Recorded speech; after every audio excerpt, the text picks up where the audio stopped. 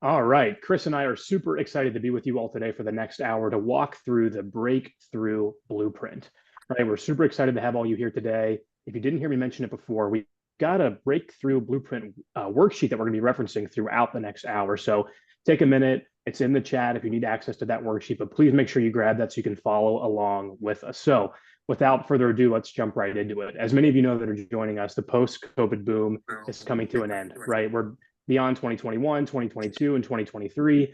We need to keep looking forward and finding new strategies that are going to help us grow well into 2024 and beyond, right? So that's what we're here to talk about today. You are in the right place today. If the seasonal nature of your business is keeping you up at night and you're looking for that year-round financial security, you're in the right place today with Chris and I. If you're struggling with managing your costs, retaining skilled employees, especially with the rising labor and material costs that we're all experiencing, you're in the right place today. If you're feeling stuck and just feeling you cannot break through into that next level of growth, this is going to be an interactive session. We've got a ton of people on with us today. We want to hear from you. So take a minute, right? Grab your breakthrough blueprint worksheet.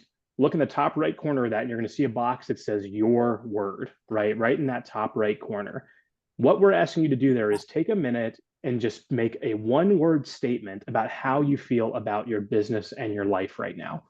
Maybe you feel excited, maybe you feel tired, maybe you feel stuck, maybe you feel frustrated, maybe you're overwhelmed, maybe you're confused, right? Whatever that feeling is, take a minute, capture that, sit with it for a minute, and then put it in the chat. We want to see what this group is feeling and thinking together. It's the power of being right on a call like this with hundreds of people from across the country. Energized, hopeful, right? Great word, Dan. Great way to kick off 2024. Tom, motivated. I agree, right? Let's get after it for 2024. Stoked, hopeful, excited. Again, great feelings that we're starting off today. So again, use that energy, right? Use that blessed, awesome, excited, hopeful, stoked, motivated energy today with Chris and I. Yeah, it's time to make a change. And what Vince and I are going to talk about today is how we can do business differently. A lot of us can probably agree when you started your business, you didn't start it with the idea of it just taking over your life. You didn't start it with the idea of working 60 to 80 hours a week. You want a thriving business with controlled, measurable growth. Ultimately, you want to build a reputation for quality. You want to build a reputation of what reliable work looks like, provide top-notch services, top-notch quality and execution with your clients. You want your business to give you the money. You want it to give you the time. You want it to give you a life that you can have freedom and achieve some of the things that you're looking for. This is what we do. This is what we teach. And this is what our peer groups and our peer groups and accountability groups are all about. And so we're going to help you achieve all of that with a built-in community of owners to help you provide some support and help you provide some accountability and what that looks like as we kind of move through. And so today we're going to talk about, let me show you what the breakthrough blueprint looks like. If you printed out the handouts, you want to get that out now. And we want you to write a couple things down. And so I've drawn mine out there for you: people, profits, process. And I want to talk about that. We want to talk about what that means. We want to talk about trust. We want to talk about balance. We want to talk about wealth. And ultimately, what we want to talk about is how this can ultimately drive towards giving you more freedom. And so here's Vince and I's promise to you is that we're going to give you some tools today that you can add to your tool belt. But I need you to assure me of something as well. I need you to make a commitment to Vince and I as we work through this, is that you're going to actually take action from this conversation today. And so, like Vince mentioned, we're going to be using the chat box as we move through today. So I'd love for you to just, for those of you who have that, get familiar with it. It's the chat function right down there. Just type action in that box so that we know that everybody has access. Everybody is getting involved and starting to get engaged, and we will start to walk you through this masterclass. If you're not normally the type of chat inbox type person, we're going to ask you to step out of your comfort zone. And we want you to engage with us as we work through. And we want to give you the tools that you will need to break the cycle, to ultimately grow and create that freedom that you're looking for in your business. So yeah, Chris, so to your point, whether people are feeling stuck, whether they're feeling motivated, we all know that the things that worked in 22 and even the things that worked in 2023, they may not work in 2024, right? The good news, as you said, is today what we're going to talk about are giving you tools to put in your toolbox to go work on your business. So How are we going to do that? We want to focus our attention on the fundamentals of what you laid out: people, process, and profit. We can get you over that hump and get you on the right growth path for 2024.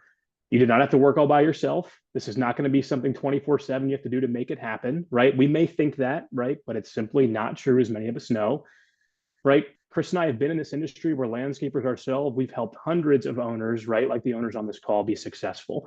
I've been in this industry since 2011, worked with Marty Grunder and Grunder Landscaping Company in Dayton, Ohio. It's the only industry I've been in. I love this industry. It's offered so much to the people that I work with and that we've worked for. We know this industry has all the things that people need when they run a business to be successful. And Chris, it's really exciting for us to get to share that with others. Yeah, and I'm excited to be with you today, Vince, as well. You know, not too dissimilar from yourself. I mean, I come from the industry, Bachelor's of Science in Horticulture, studied landscape design, spent my entire career working within the landscape green industry, and really cut my teeth on helping to grow teams, grow operations over the course of my career, where we've been able to grow businesses from 3 to over 30 million. And now at McFarland Stanford, offering these opportunities and solutions back to our clients and providing some of these services to help you get past some of the hurdles, some of the headaches, to help you do those things and help you grow and scale your business and create those freedoms. And ultimately, Vince, what we're going to talk about today is how we get back to the roots of what that means, which is it's all through people, it's all through process, and it's all through profit. And so we've got that model up there for you as well. So I'm going to ask you the question: what level do you think you're at today? And so we're going to talk about a couple. I'd like to start with owner and operator. Many of us on this call today, you're the owner, the operator, but you may find yourself currently still like this poor gentleman here, still picking out and cleaning the mowers. Maybe you're still on the fertilizer spreader. Maybe you're still the truck that's still driving the routes. You might even sometimes find yourself pushing the mower. Some of us on this call, maybe in the management side of things. If you're not doing everything, but you're spending a good amount of your time just managing the day-to-day, just helping to coach your team, helping to coach your managers, helping to empower other individuals to make good decisions. Many of us are the leaders. You actually experience some of the freedom that actually comes with running a trusted team that has some of the financial security, that's providing you some of that assistance in your personal life. So this is where we want to start to use that chat function. So if you could, go ahead and grab that chat box. Type an O if you're in the owner operator category, type an M if you're in the manager category, and type an L if you're in the leader category. So Vince and I have a good idea of where we're kind of sitting. M's, L's. Okay. All right, good. Good mix. Yep. All right. Very nice. All right. Well, good news is, like Vince and I have said, we've had the opportunity to work with a lot of clients and companies. And so I'm going to talk about one here real quickly. So Livescape Colorado, longtime client of mine, Michael Huff there, close friend of mine. We've been working with him since 2014. And not too dissimilar from myself, Vince, not too dissimilar from yourself. Really have had the opportunity to sit alongside him as we've done a lot of these things that we're going to talk about today, which is creating people, creating process, and ultimately driving profit. And so when we started with Michael at $3 million, what I can tell you is none of this existed. You know, we've spent years and years working alongside not just hiring and creating managers within this organization, but training to develop them, asking the questions that help empower them, and creating some of these systems and structures that have allowed him to go from 3 million to, you know, just over 18 million now. And it's been exciting to see what that growth and that change has looked like. And that's what we really want to focus on today as we go through. So it's time to break through, to run your business so that it's no longer running you. And so if you agree that you're ready to take that step, go ahead and type yes. If you deserve to have a life that is really centered around your priorities, that can make a big impact for your customers, your clients, and ultimately your family, we want you to engage with us and put that in the comments. Yeah, Chris, so let's get right to work. So that framework that we're going to talk about today, right? You may be thinking to yourself, I'm doing well, right? I'm getting good customers, I've got good clients. But again, I want you to ask yourself, what's that opportunity cost of maybe running your business differently, right? What is it costing you to run your business the way that you're running it right now? We want to confidently help you achieve more profits with less energy. How do we do that? That's with a focus on first people. So let's jump into our people section first, right? We know this, but you need good people to deliver on your promises to clients. You need good people to lessen the reliance on yourself, right? As an owner, as a manager, as a leader in the business. You need good people to attract quality talent, right? A team members want to work with other A team members, and ultimately you want to have great people so you can build a business that creates a legacy, right? For many of us on the call, it's about more than just us. It's about our team at this point, right? Well, to continue to grow the team, we've got to have good people on that team. So what's a way that we can look at our team and figure out what's the possibilities that we have? We can use, again, I'm going to ask you to go to your workout and talk about the trust rating. So the first question I want to ask you is, do you have the right people on your team? Think about that for a moment. Are they keeping the business running without you constantly having to be involved? Are you able to take time away and step away from the business? Or do you have your hands in too many things? Are you the bottleneck, right? Do you feel like, yes, I'm kind of in the way of the growth and success of the company that I want to have? I'm in the way. It's my issue. So again, I want to ask you that. So when it comes to your trusting your team, how are you doing? So take a minute and grab your handout, right? I want you to give yourself a rating, right? So everyone sees that trust rating triangle as part of their handout. At the bottom of that triangle, what we have is micromanagement. It means your hands are in everything. It feels like anytime you loosen your grip, anytime you take yourself out of something, something negative happens, something falls apart, right? So that's in the bottom of the pyramid. At the top of the pyramid, we have complete and total trust. You know, when you hand off tasks, when you empower somebody else, when you give them a project, they get it done and they get it done to your standards. So what I want you to do is take a moment and start to shade in that triangle, right? With how many sections you have colored in. There's 1, 2, 3, 4, 5 sections of that triangle, right? So I want you to start at the bottom and shade in where you feel like you are living on the trust rating. Okay, so after you've taken a moment to do that, put that in the chat. Did you shade 1? Did you shade 2? Did you shade 3? Did you shade 4? Where are you at in terms of that trust rating? Okay, a lot of 3s, Chris. A lot of 3s, a lot of 3 and 4s, right? Some 2s, some 2.5s. Most people on the lower end, right? Thank you for being honest. A couple 4s, right? That they're pushing more towards that complete and total trust, right? Which is great.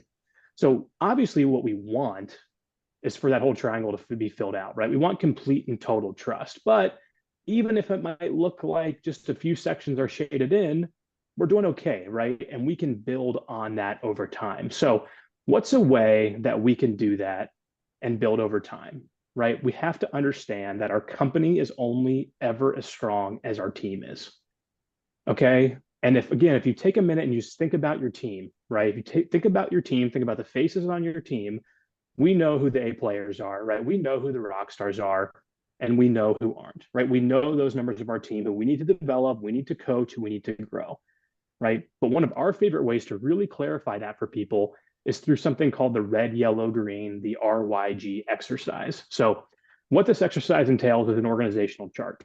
So if you don't have an organization, if you don't have an org chart, that's okay, right? This may be the first step for you to really understand how important an org chart might be in your organization. If you don't have one, that's okay. If you do have one, maybe you can grab it quickly, or maybe you can have a way that you can interact with it as Chris and I are doing this. But what we want you to do is start to look at your team in a different way. So again, if you have an org chart, pull it up, grab it, right? Use it as a tool. If you don't have an org chart, that's okay. Maybe just list out names of team members on your team. And we're going to go through this exercise. And what we're going to do is go through each one of those team members one by one, right? Person by person. And we want you to ask yourself the rhetorical question at first: would I want to rehire this team member? Right? Would I want to rehire this team member? Given what I know about them now, right? Would I want to rehire them? Notice we didn't ask, should I keep them? We didn't ask, are they a good person? We didn't ask, how long have they been with you? We didn't ask, right, if they're your best friend, if they're your cousin, or anything like that. We just want to know, would we rehire them? Right? Would you really be willing to rehire them? That's taking all the good and the bad of rehiring, right? Going through onboarding, paperwork, training, everything that they've learned, right, to get to this point. Would I want to rehire them? Sit with that for a minute and think about it. We want to give you 3 options, right? The red, yellow, green options. The red, no way. I made a bad hire, right? I should not have hired this person. When I look at that name on my org chart or on my list, I think to myself, no way. No way I would rehire them again. Maybe they're a yellow. That's the maybe category. Maybe, maybe not, right? Maybe I'd rehire them. Maybe I wouldn't, right? I'm not sure. It might depend, right? Common answer. And then we've got the greens, the absolutely's. I would do it in a heartbeat. And again, remember, the green is like the absolutely yes, not a like maybe yes. It's like yes, easy answer, gut yes. I would rehire this person in a second, right? So take a minute, right? Whether it's on your org chart or on your list of team members, and mark colors next to names, right? So go through your list of names. No way you rehire them, mark them a red. Maybe you do it, mark them a yellow. Absolutely in a heartbeat, mark them a green.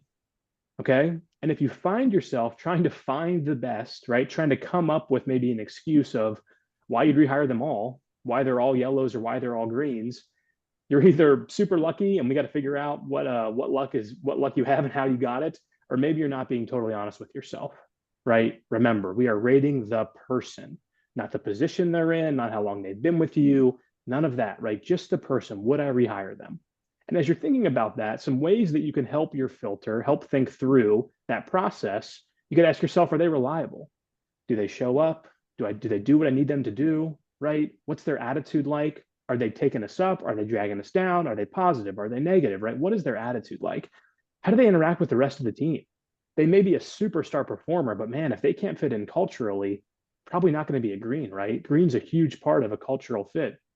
And finally, maybe the most important, are they teachable? Can I coach them?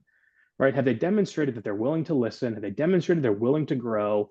Again, these are just a list of questions that you can walk through as we do this exercise, right? But for the sake of time, right, this should get you a good primer, right? Greens are absolutely on all of these, right? Yes, yes, yes, yes, yes, right? Reds and yellows, we got to dig a little bit deeper on why it's not working. Why aren't they reliable? Why isn't their attitude right where it needs to be? And again, just because someone's red or yellow does not mean they need to be terminated, does not mean they need to go away, does not mean they need to be replaced.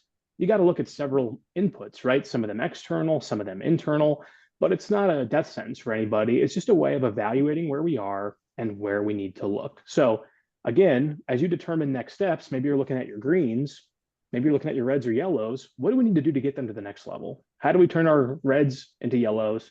How do we turn our yellows into greens?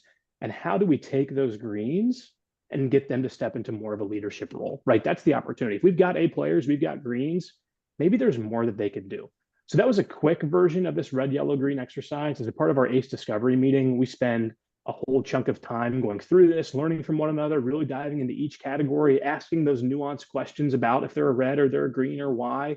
But again, this is a great opportunity at ACE Discovery to be surrounded by other owners, to quickly see where you need to invest and to quickly see where you need to correct and coach. And ultimately, what's great about it, it just puts a visual out there for you. So imagine you got this big org chart out there and you got landscape on this side and maintenance in the middle and turf care on this side. And then you step back, you can't even see the names anymore, but you can see, boy, my whole turf care is green. No wonder turf care is rocking it. My maintenance, man, a lot of yellow and red. No wonder I'm having issues there, right? It's a people issue. Construction, tons of greens, right? Again, no surprise that they're doing well. But it's great to be able to step back and see that so you can really understand what's working and what's not working in your team. So what I want you to do is take a minute, go back to the chat and ask yourself, how would you feel to have more trust in people, right? How would that feel to know that you can deliver on promises to your clients, you can deliver on promises to your team, and you don't have to be involved in every step, right? Put that in the chat. How would you feel? Would you feel relieved? Would you feel free, Jeff? That's a great answer, right? Total freedom, right? I'd feel confident, right? Breath of fresh air. Totally agree, right? All of those things would help us sleep better at night. And then we need to really, really work on that trust rating, right? So again, I want to pull you back to that trust triangle, right? If you're on the lower side towards micromanagement and you need to get to that complete and total trust, let's start with our team, right? So we can really work through that. Chris talked to you a little bit about LifeSafe Colorado. In Denver, I want to talk about Josh Schmieder in upstate New York. So Josh is an awesome peer group member. He's been in the group since before 2017. At a recent meeting, right, they were talking about the team. They were talking about people. And as part of the evaluation they did for Josh, as part of his start, stop, and keep, when he hosted the meeting, the other peer group members and the coaches in the room recommended that he take somebody that was in planting operations and promote them to culture and training. Right? Something that Josh was so close to, something that he was way too in the weeds on that he never saw for himself. And ultimately, Josh has really grown his business by empowering people and getting them in the right seats. So Josh took his team, found out where they were red, where they were yellow, where they were green. And instead of, again, going right into replacing, right into removing, right into kind of shuffling the whole deck in a negative way, he said, how can I take my greens in one area of my company, keep that area green, and make another area green by moving people around, right? So just looked at his business in a completely different way. He's empowering his team. He's grown to over $10 million with a focus of putting the right people in the right seats, right? It's kind of like that joke about NFL teams in the quarterback role. Like, you won't be good until you have a quarterback that can throw and win games, right? It's a quarterback driven league. Our businesses are very similar. Ultimately, we can have the best processes, right? We can have the best things laid out for people. If we don't have the right team members in the right seat, all of that is for naught, Chris. I mean, Josh is just such a great example of it. I mean, just how you can shift some minor little things and just make such an impactful change in a business.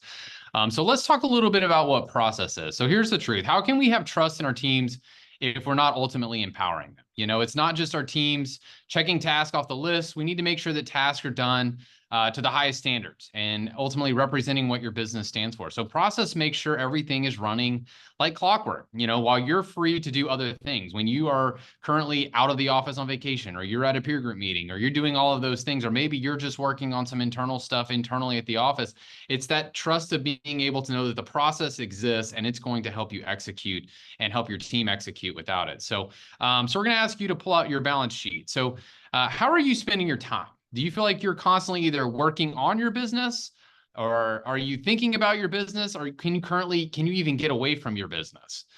So when it comes to people, who matters to you most? How much time do you feel like you're giving them? You know, when you go home at night, do you feel like I want you to give yourself a rating? So pull out, you have the circle, and ultimately the circle has 8 pieces showing there. And so how many pieces of the pie do you ultimately give your family? How many of those would you say go to your family? How many of those go to your kids, your friends?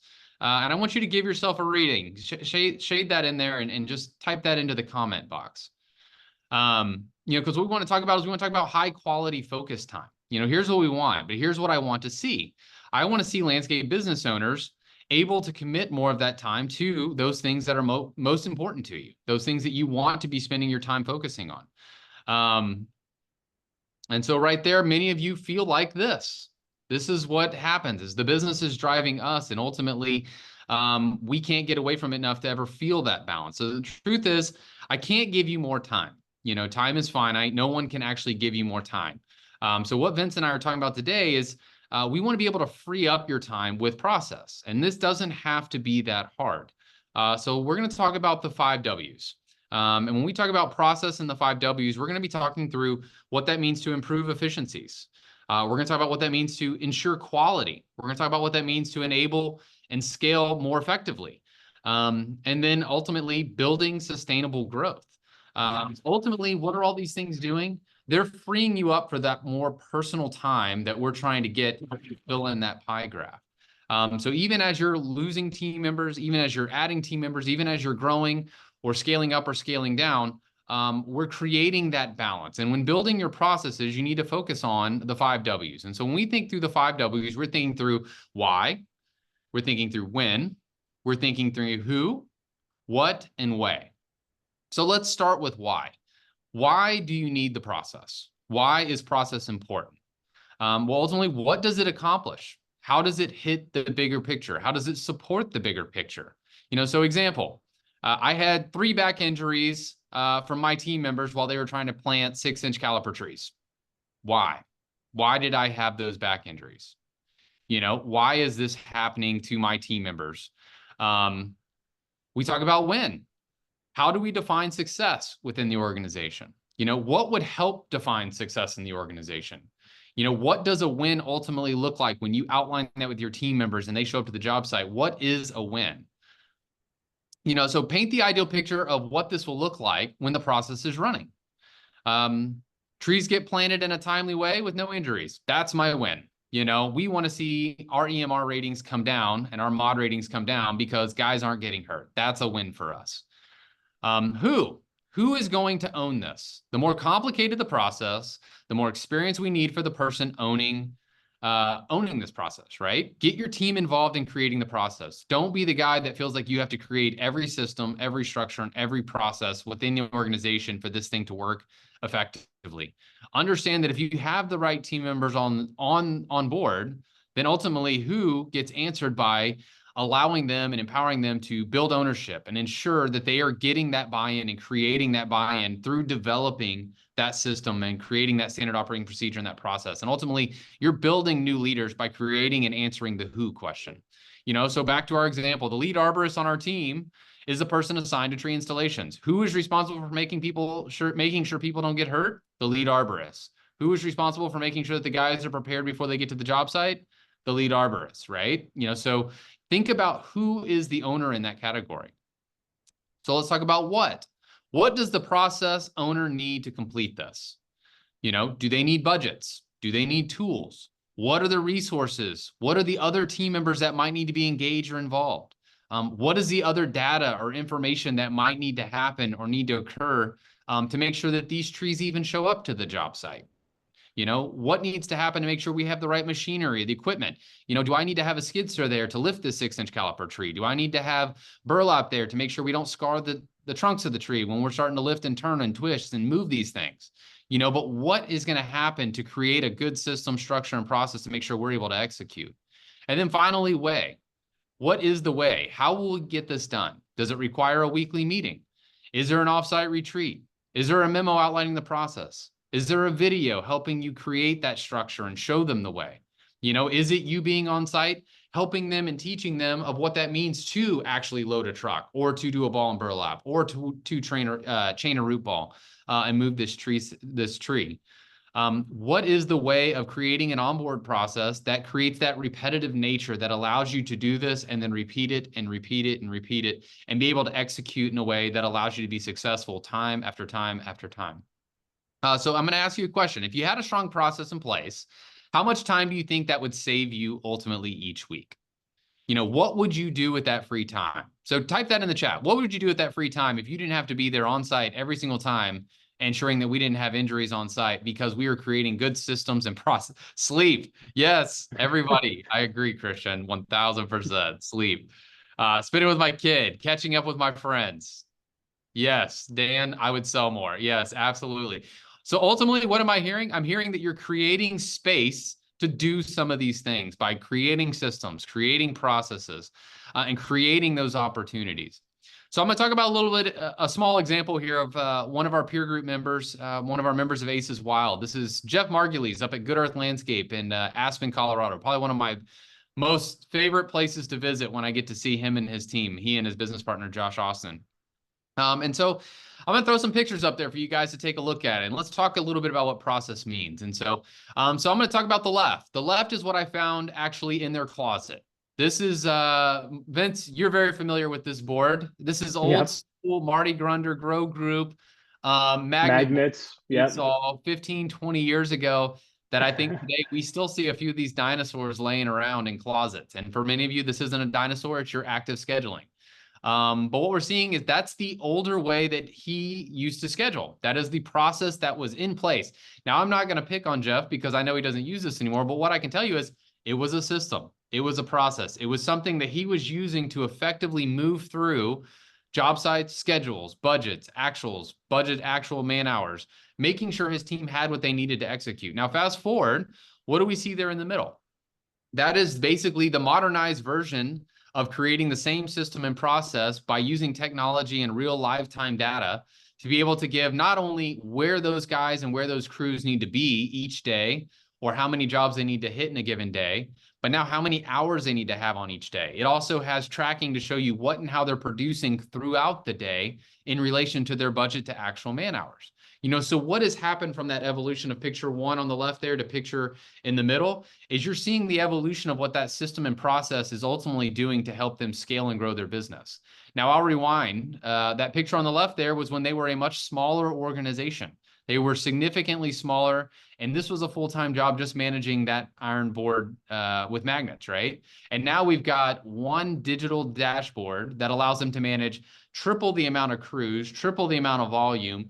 And what do we have? We're empowering team members to clock in, clock out, manage their hours, manage their effectiveness. And now we can effectively make decisions with real live time data through the systems, through the process, through the structure that Jeff and his team is creating to help them produce. And ultimately, Vince, what is that doing at the end of the day? It brings us more profit, Chris, to your point, right? We focus on the people, we focus on the process. Profit should be the byproduct, right? Our third P. And again, as we all know, profit's more than just money, right? It's the lifeblood of our business. As Drucker says, it's the oxygen of your business. It cannot survive without it. So Again, profitability, not a dirty word, allows the company to grow sustainably, to secure cash flow, right? So that we can reinvest in new equipment, great team members, update our facility, and we can even give back to our community, right? We can even find ways to use those profits, again, internally and externally, to benefit our community. So what I want to talk to you now is a wealth rating, right? And so what I want to ask you is, are you confidently able to do those things on the screen in your business right now? Right? Can you grow sustainably? Do you have secure cash flow? Are you reinvesting in equipment, facilities, people? Are you giving back to your community? Right? Think about that for a second. And then in a very quick kind of snapshot math equation, write down right now how much money you would like to earn a month in 2024 at your business, right? Make a note of that. Maybe it's 100,000 a month, maybe it's a million a month, right? But write down what you want to earn, right? Every month in 2024, right? And then compare that to what have you actually made every month, right? Have you made 75 and you want to go to 100? Have you made 500,000 a month and you want to go to a million a month, right? But that gap is what we're talking about closing here in a profitable way, right? You know how this works, right? It's about revenue, systemic revenue, growing your company so that we can become more profitable as we grow. So again, I'm going to pull you to your handout. I want to show you about this profits rating that we have here, right? So we've got a set of boxes that are on our handout, and I want you to give yourself a rating of how many boxes that you are going to fill in, and I want you to pop it in the chat. So let me explain to you how this works. On the left side of the screen, we have scarcity, right? Scarcity, right? That kind of scary word. On the right side, right, we have abundance, right? So there's 7 squares there. Rank where you are 1 to 7.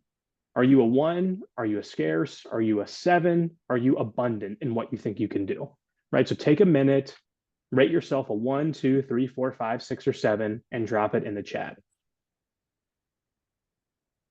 Got to see some middle numbers, right? There's a 7 from Chris. That's awesome, right? A couple 2s or 3s, right? Maybe moving towards more of an abundant mindset, right? But clearly what we want is for everyone to have a full abundant mindset of their business in terms of profit, right? But we see a lot of people, even those in the chat today, that are on the lower end of that spectrum, right? Maybe they're here, or maybe either even lower than that and down here, right? But no matter where you're starting, we can go from there, right? And so what we call this is really knowing your numbers, right? We use that term, knowing your numbers, all the time because we know that understanding and feeling comfortable with your financials is the key to being strategic and the key to running a sustainable company that, again, can go back and provide opportunities for your team. Most companies know their top line, right? They know what they're selling, they know what they're producing, they know what they're billing. And it's that top line, right, of the P&L, profit and loss statement. That's your bragging rights, right? When you come to grow, when you go to Ace Discovery, when you meet other people ask you, hey, what size company are you, right? And people say, I'm a $2 million company, I'm a $5 million company, et cetera. But again, as we all know on this call, you can be a multi-million-dollar company and still be incredibly unhealthy from a profit perspective, right? It's all those numbers that fit in between your revenue and your profit that we want to focus on. So tackling the P&L can be a daunting task. If you're looking for an easy place to start, we want to introduce you to a guideline, a rule, the 50-40-10 rule. That really simplifies what the P&L can look like for successful companies. So the 50, right? The 50 is the cost of goods sold, right? The money that we're spending on the work that we are delivering for our clients, right? The COGS. The biggest factors that make up your cost of goods sold, there's 3 of them. The direct labor that you have on the job, the materials you have on the job, and maybe the subs that you have on the job, right? So 50% in cost of goods sold. Everything else, the indirect expense, how about 40, right? 40 being those things that we're going to pay for in overhead as our company, whether we hit our sales goal or not, right? We've got salaries for management, we've got salaries for sales, we've got salaries for project managers, we've got insurance, advertising, legal, accounting, rent, office supplies, office expense, all those things. Whether we're a million or 5 million, we're still going to have those overhead expenses that we have, right? And then again, if you've done the math, if half of it is cost of goods sold, 40 of it is indirect expense, that leaves 10% over for net profit, right? A good rule, a good benchmark for you to have. While we'd love for everyone to hit 10, landscape industry average is about 3%, right? So the big question that we get, what do I have to do to get my profit up to 10%? Some people think you just raise prices, but again, if we're not building in margins right, if we're not managing our hours right, we're not going to get there, right? We've got to look at those other two categories, right? The cost of goods sold and the indirect expenses, so that we continue to bring in more and we can grow our profit over 3%. So again, a ton of people have corrected their pricing and increased their pricing through COVID, through inflationary aspects. And certainly, right, there was just a period of time where wage pressure drove up all of our pricing, right? It's absolutely common that that happened for everybody. But what we can't do is just rely on price increases to put us into profitability. We've got to be more strategic about our numbers. So again, while I'd love to spend more time diving into each one of these, right? We just don't have enough time for that, right? In this hour masterclass Chris and I are doing. But we do that at Ace Discovery. We spend a lot of time on these numbers. We have a full case study that we go through. For the sake of time today, I want to take a look at the biggest category, cost of goods sold, right? And inside of cost of goods sold, direct labor is going to be everybody's biggest number, right? So when you think about direct labor at your company, we want to have an idea of that being about 30% of the revenue that we are bringing in for our company. So if we're $1 million company, we're going to be spending about $300,000 on the direct labor for that work. Again, not the salaries of managers, not the salaries of owners, the team that's performing the work, right? It's going to be about 30%. We've seen that number creep up. A lot of companies are managing it really well by having a focus on it. But again, if you can start creating process, to Chris's point, around bidding jobs, around hitting hours, and maybe even eliminating overtime in some instances where it's not needed, you can really drive that number down. So anything you can do, whether it's windshield time, gas station stops, anything that's unproductive, anything that's unbillable, can really drive that number down. So we want to hit that 30% or below of your sales. And again, that's something operationally you and your team can really dig into. One of my favorite parts of knowing your numbers is it makes this kind of confusing and daunting thing turn into this puzzle, right? And it really becomes a game that we can solve. If we know the metrics, if we know the numbers, if we know the inputs, we can really work together on figuring out what those outputs are. And again, that's where our coaches, where our team, where our peer groups are great, is we're just really good at putting those puzzles together because we've all been through it before, right? And that's how you become strategic. Knowing your numbers, being comfortable with your numbers makes you strategic as an owner. And that's why we take time as part of Ace Discovery to really dig into numbers. It's that important, right? So it's always one of the biggest light bulb moments that owners have, right? They start knowing their numbers, they become strategic about them. And instead of feeling like they're guessing or hoping things work out, right, with their year-end taxes, they have a plan for their numbers and they're getting really strategic. So again, we're going to ask you, how would it feel to have that much confidence over your numbers? How would it feel to fully understand what they mean, right? And to walk into a meeting with your team or a meeting with your accountant or anybody else and really feel empowered, right? Really feel like you can talk the talk and walk the walk with numbers, right? We want to be confident, right? And again, I can think back to myself. The minute that I got a strong grasp on financials, I felt empowered to make good decisions because of the confidence in which I understood the numbers and where we can plug and play with our company, right? It's a total game changer from a mentality, and you're playing offense now and not defense. And when I think about profitability, when I think about people that know their numbers, I think of Jonathan and Josiah Peterson in Hondo, Texas, right outside of San Antonio. They're an amazingly profitable company, right? They've grown tremendously since they've been in our peer groups, but it's amazing because they've grown, but they've done it profitably. And they're doing it in like ways that might seem counterintuitive. They're paying way above market wages for their people. They have this mentality of, you get what you pay for. We are going to pay above market wages. We are going to treat our team really, really well, and they're going to deliver for us, right? And because of that, they're just providing excellent service for their customers, which is just growing their business and growing their brand, right? Because they've got awesome people, because they've got awesome customers and a brand, they can charge a premium for what they do. It's not a race to the bottom, right? It's not, they're cutting costs and that's how they're growing. So that allows them to be profitable, share profits with their team, invest in their community, and also as owners, just take the investment out of the business that they need, Chris, and continue marching them on this path to profitability. Yeah, thanks, Vince. So we have to remember, it's not just about wearing ourselves out in pursuit of the growth. It's about being the one who's working harder, not necessarily working harder and working longer, but working smarter, because that's just, it's going to drive your personal life into just disappearing. It's going to vanish. It's getting them to work in harmony with one another. And just something that Vince and I will both echo to you, that I wish we both would have had that framework mapped out when we first started trying to grow our businesses 15, 20 years ago. And then, with what we do now. So how do you feel about your business growth? The work you've been doing, let's just say over the past month or maybe over the last year, and let's give it a rating. And we want to rate it on a scale of 1 to 10. And so I want you to think about that.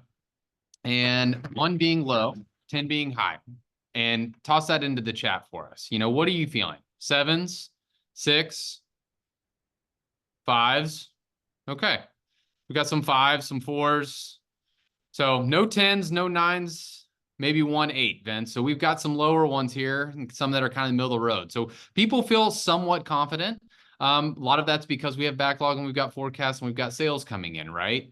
But now the problem is going to hit as spring's coming, and now we're going to start to see where that process is rolling and where it's not. And so let's talk about what that's going to mean for us.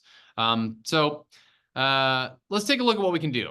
We're going to create a 2 futures model for you. And I'd like to start with first thinking through the frustrations. Frustrations being, what are the current pain points that you feel? Think about that, write that down for a second. And while you're writing that down, I'll point out a few that we're hearing a lot within our peer groups. Currently, we hear a lot of our guys talking about the struggle with retaining team members. We're already hearing with the heavy snows that we've had of what that's meant with the long hours of pushing snow. We are all hearing about the rising costs and what inflation is doing to our businesses and the bottlenecks we're already starting to see with the backlog and the forecast and the concerns with the H-2B program and what that's going to mean to us being able to produce the work. And then what does that do? It's ultimately creating fears. Fears are those pain points that aren't fixed. So what are some of the fears that you're feeling about your business right now as you're moving into 2024? A lot of what we're seeing is this could result in costly mistakes. The H-2B program, if I'm in group F, is that going to cause me to even be able to execute to get the work done that I've sold? And ultimately, who's going to suffer from that? It's going to be my family. I'm not going to have time. I'm not going to be able to take that time away to be at those soccer games and do those things that I want to be doing. And ultimately, that fear is going to create an inability for you to be able to execute. So let's look at the positive. What do we want today? What is possible today? What are the aspirations that you have? What is the pie in the sky version that you have that you would like to see within your business? Right? Many of us want more time. We want to be able to spend more time with our personal life. We want to see our business show better profit. We would like to see the opportunity to travel more. We'd like to be able to get away from the business. We'd like to be able to step away and know that while I'm away, that we're going to be able to execute and trust our team. So when we think about those 2 futures, we can move from your wants to your aspirations, or we can have your frustrations turn into your biggest fears. Those 2 futures that you've got before you today, let me show you what I mean. So if you are here, this is where we are today. If everything stays the same, this is what we're looking at. We can all agree this is bad. So choosing not to take action is ultimately a choice. Vince, we talk about this all the time when we're in sales, that sometimes the best choice is knowing that the answer is no, and no is still a decision and is still a choice. And although you are action takers, you all told us at the beginning, you do not have to look like this. We are sitting here on February 16th, and we have an opportunity to change the narrative of what that business looks like, and we can achieve what those wants and aspirations are going to be for your business. And it can look this way, which is good. And I know this because I've been there myself. I've had 2 futures sitting in front of me, and I've had to make that choice. So here's the thing. You aren't supposed to know how to do everything. It's okay that you don't. Not all of us will, and not all of us ever will get to that point, but we all need guidance to help. And it's okay to help because no one knows everything, right? And that's where we come in. We have struggled for years with a lot of business owners as they went from the frustrations and fears to the wants and the aspirations. And this is where you start to tap into the power of the peer group. This is where you start to tap into the power of a network, the power of the coaches, because we've been where you've been. We've walked where you've walked. We've had the opportunity to walk into spring with short on labor and high on sales. We've had the opportunity of sitting there with inflation costs of jobs I sold a year and a half, 18 months ago, with my cost of goods that have increased 10 to 15%, and trying to figure out how do I navigate this and pass this along to a client, and how do I still produce this profitably. And the truth is all of that experience comes from actually knowing the business and running the business. And that's where our teams of coaches and facilitators comes in, is to walk alongside you to help you navigate some of these struggles and help you navigate some of these challenges. And ultimately address some of these questions and concern to help you get that empowerment and grow your teams and be able to scale those operations and do those things differently than maybe what you have done in the past. Yeah, Chris, it's a good opportunity for us, right? As we're refocusing for 2024 to review some of the things that we've already looked at, right, today with everybody, right? To briefly review people, process, and profits, right? Where are we on our people? Where are we on our process? Where are we on our profits? What's coming to mind? So take a minute, right? As Chris and I are going to give you some time to do this, take something and put it in the chat, something you're going to commit to, something you're going to take action on, something that's been valuable to you today, right? What light bulb moment went off? What thing happened today that we talked about that resonated with you that you're going to commit to, right? Chris asked for a commitment from all of you as we started to take action. Take a moment and put in the chat something that you're going to go do as a result of this, right? Tell Chris and I really what resonated with you, right? We can't give you everything, right, that we know or everything that we could do in this masterclass, right? But we're not giving you some sort of quick fix, right? There are no silver bullets, right? There are no shortcuts to this. Some of the work we just have to do, right? But it's really about applying what we're learning, right? And not just the learning in and of itself, right? Learning without application is not going to get us anywhere. So I want you to have more training. I want you to empower your team. I want you to develop more processes, right? I want you to go back through and organize your team from a red, yellow, green perspective, right? Because if we don't change, nothing is going to change, right? We want to have a clear future of success, as Chris brought up, and taking action is the way that you do that, right? Everything that you do from a time perspective, everything you do should be based on a return on investment, right? That ROI. What are you getting for your investment, right? And again, not just money, but time as well, right?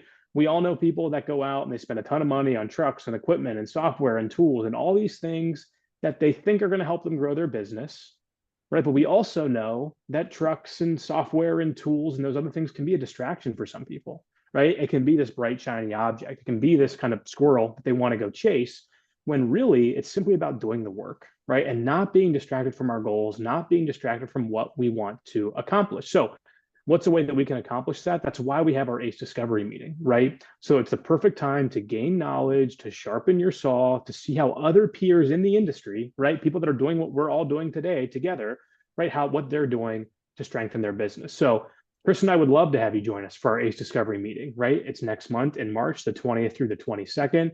You'll get a live look at what a peer group meeting is. You'll get a live look at what our curriculum is, how it's structured. We'll answer all the questions you have about the groups. You'll be around 50 other owners, right, that are, again, all working on the same thing. It's just something you don't want to miss out on from a networking perspective, right? Companies of all shapes and sizes will be there, but it's a great opportunity to see what ACE peer groups are all about, to learn from each other, to learn from us as coaches and facilitators, and really take action in putting your knowledge to work, right? Again, learning is nothing without the application of it, right? We've got to get in the mindset that we are going to take action in 2024. When I think of people that take action, I think of Chase Coates, Idaho Falls, great landscaping company there, Outback Landscape. Chase, for a very long time, was working in his business, not on his business. He was a great salesperson. He was a great operator, but he didn't involve his team enough early on when he was growing his company. So he kind of became the go-to guy for everything, right? Because he had done all the work, right? He was that bottleneck, not because he wanted to be, but he just had all of that knowledge, all of that energy, all of that know-how to get the work done. And again, that's not a bad thing. We all go through that phase of our company of being that owner operator and knowing and doing everything. That's kind of what makes us great, right? At the work that we do. It gives us a really good understanding of the business when we're so involved in it.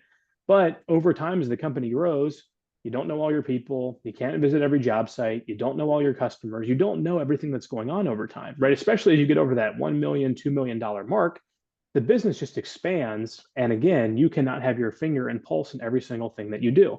So what did Chase do? Chase decided to make a concerted effort of hiring people around him and letting them do their job, right? Very simple concept, right? I'm going to hire people I'm going to let them do their work. I'm going to let them manage the day-to-day operations. I'm going to let them manage sales. I'm going to let them call on customers. I'm going to coach them. I'm going to grow them. I'm going to be their mentor for them, but I'm going to empower my team to be successful, right? Since then, Chase has exploded, right? He's out of the day-to-day. He's implemented software. He's implemented process. He's got all the checks and balances in a business that he would need. He's still working hard. He's still working on all the things that matter most, but he's not only just created a great company, he's created a really profitable company, right? It's a cash machine. It's funding his other companies, his lawn care and his pest companies that he has. He's really just growing himself out of this company. And he's done that by moving away from owner operator into a more leadership role. So again, when we met Chase, he was about $1 million in revenue. He's now over 10.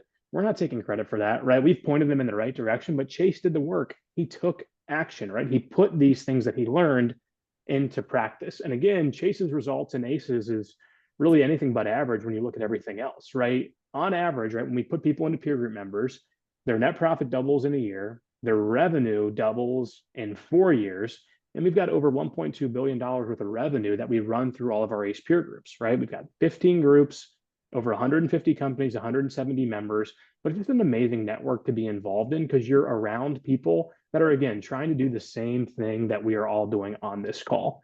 So if you would like to join Chris and I and the Grow Group at McFarland Stanford at ACE Discovery, if you sign up, we have a fast action bonus for you. It's $200 if you sign up for the event before Sunday, right? If you want to join us in New Orleans, you'll save $200 by doing that. And if you sign up today before midnight, you'll get a one-on-one free coaching session. So that'll be a 50-minute coaching session that will be focused on you completely, right? Your needs, your wants, the things you learned today, the things you're working on for 2024. We'll spend 50 minutes with you on the phone before we get to discovery so that we can help you individually accomplish the goals that you want to hit. So again, take the action, sign up, right? $200 off before Sunday. If you sign up today, you get the free one-on-one coaching call, and make sure you put ACE Discovery on your calendar, sign up to attend with Chris and I and the team. If you're looking for more information about that or about the webinar today, you can go to mcfarlandstanford.com/replay. Right, the link is also going to be on your handout, right? And again, if you're watching this, if you weren't able to join us live and you're watching that, you can still sign up in the same place for the same deal if you do it today. But lean into the coaching session, right, that we are going to offer you if you sign up, right? We want you to take advantage of that. We want to talk to you one-on-one before you get to New Orleans. Take action on that today, and we will help you set a straight path for 2024 for success. Remember, take action. It's what it's all about. Chris and I look forward to seeing you March 20th through the 22nd in New Orleans for ACE Discovery. Awesome. Thank you so much, Vince. I appreciate it. This is always a pleasure working with you, and always a joy to get to present these type of things to everybody that's out there looking for more information on how they can grow their business. Absolutely. We'll see everybody in New Orleans. Chris, thank you very much.